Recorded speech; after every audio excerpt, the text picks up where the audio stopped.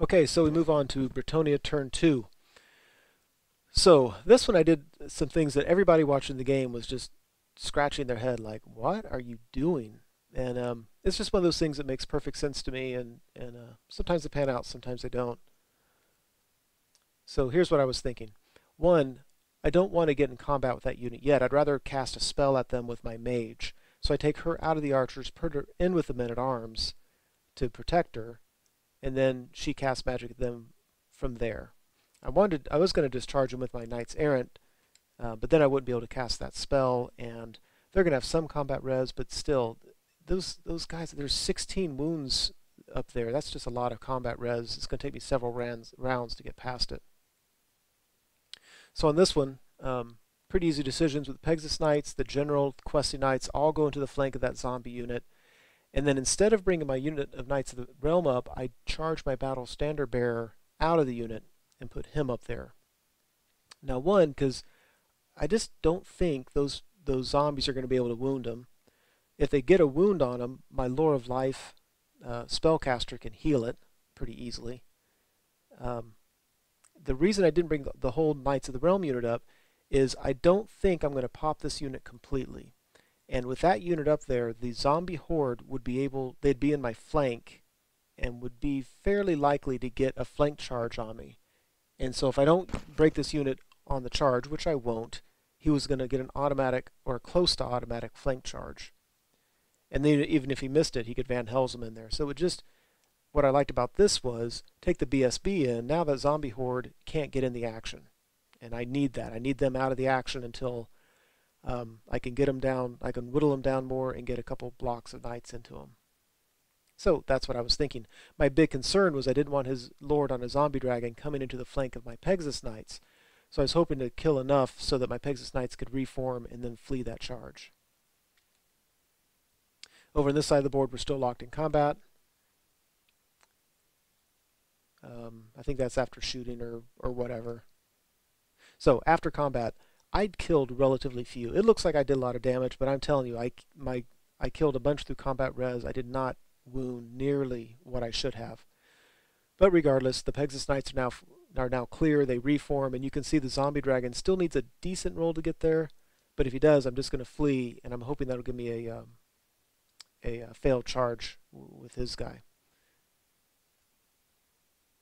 Over on this side of the board, on VC turn 3, it was just ugly. Now, first off, I didn't show a picture. I don't think I took one. On the right-hand side of the board, I believe my Pegasus Knights broke from those skeletons, but they didn't get run down. The Spirit Host charged my archers, and I decided to flee because I thought surely it'd be easy to get away from them. And they caught them. And when they destroyed them, my men-at-arms failed their panic test and ran off the board with my level 2 damsel. So I think I misplayed the Spirit Host. On his turn, he charged the Pegasus Knights. I was forced to flee, so I'm off the table. So that's kind of a bummer. And this is the big action. This is the important stuff. If you look at the very top, his general comes charging in. My Pegasus Knights flee, and he makes the charge. He redirects into the Questing Knights. And what I really wanted to come into my general. I don't need him just totally killing that whole unit of of Questing Knights. But once it got in there, when we got to combat, I realized, wait, I just have to issue a challenge, and he has to accept with his Vampire Lord because he has no other character, and the Vampire Lord can't hide. So my general issues a challenge. So my thinking was, I just need to survive the Vampire Lord, and through I've got a +2 toughness buff, so I'm toughness 6. So I don't think he's going to put 3 wounds on me. Even if he just gets 2, I can heal him during my next phase. And then that gives me a chance to attack the dragon, and if I do that, I'm going to get enough combat res that nothing else is going to matter. And if I fail hitting the dragon, then I just have to hope that my toughness 6 saves me, along with, armor saves and ward saves. There we go.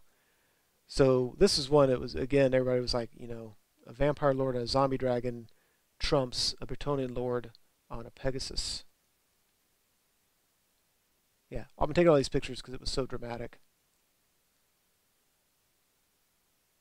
So, and at the end of combat, I don't know if he does any wounds on me. The toughness 2 buff really helped. Armor saves, ward saves.